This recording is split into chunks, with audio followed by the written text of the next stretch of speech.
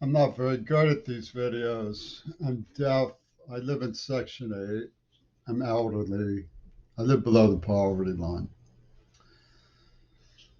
As a child, I went to Ford's Field. It existed. What I propose to do in this video is to go over a few of the issues pertaining to the postcard that I was sent from Robert Fripp that I returned to him back in the early 80s. I had hitchhiked from Pittsburgh to St. Louis just to hear him play, partly deaf, with $50 in my pocket when I was 18 years old, the summer of 1979. When I got to East St. Louis, I was late at night. I went into a motel and watched Jimmy Carter give his address. Um, about the spiritual Malay in America, so you can place it culturally. Fripp was working with Gabriel on Reagan's agenda of demeaning Jimmy Carter, which is what Gabriel devoted his second album to as a hustler, sort of deriding the spiritual Malay condition of America.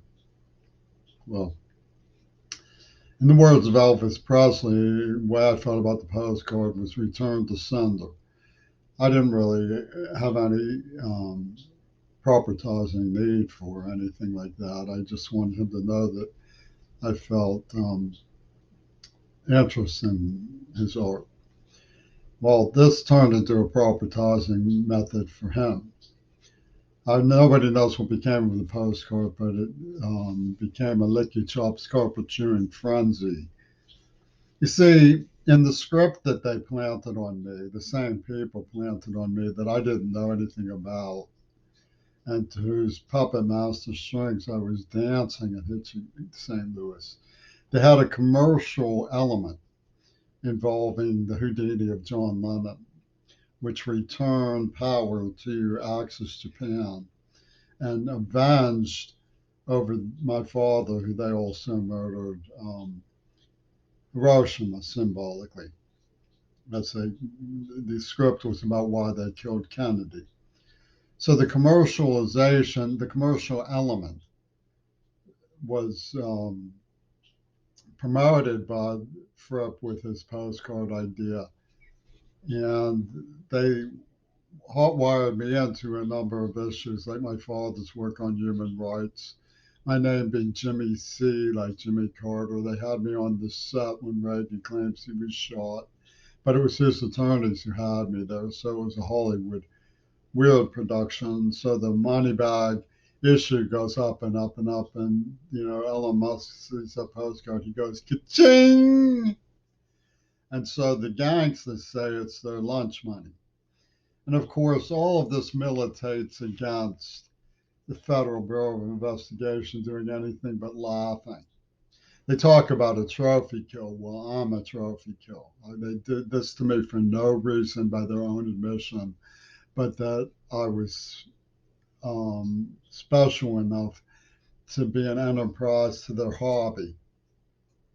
And if you look at the people who, the museum thieves who are their partners, Shulman, Fripp, Shell, Carbonell, Swimmer, Andelman, they're involved in things like Wells Fargo. I mean, John Shulman started his stuff with millions of dollars for years that he got ripping off the museum.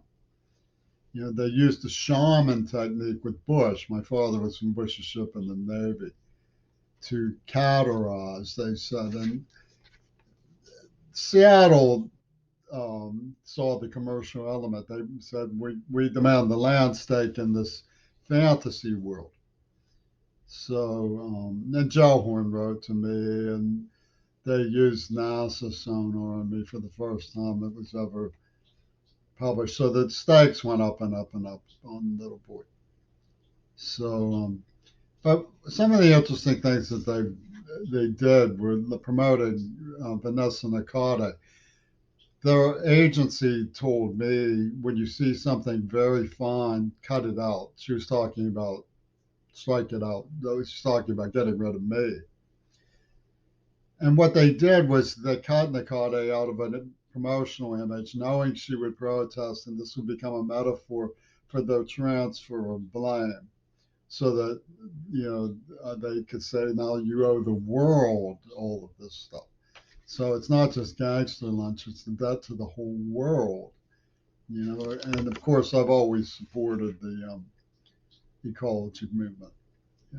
What they did was they made me suspicious enough of what they were pulling that I investigated and went against some taboo lines and vice operations. I slept with the cult to rescue our destiny, so to speak, to find out, get evidence that they were involved in this. And I have submitted that, but it's sort of loaded for the parochial mindset of the Federal Bureau of Investigation. If I went down for my freedom of information Act request, it'd probably come back, you know, official laughing stock of the pornographic traffickers at the Federal Bureau of Investigation.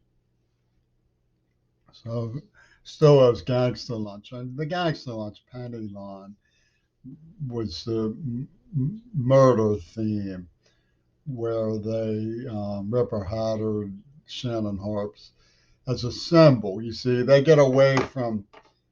moved the whole thing away from fact and reality. Nobody cares that she didn't do anything. Nobody cares that I had nothing to do with any of this. Nobody cares about any of that. It's the totemic value of the symbol.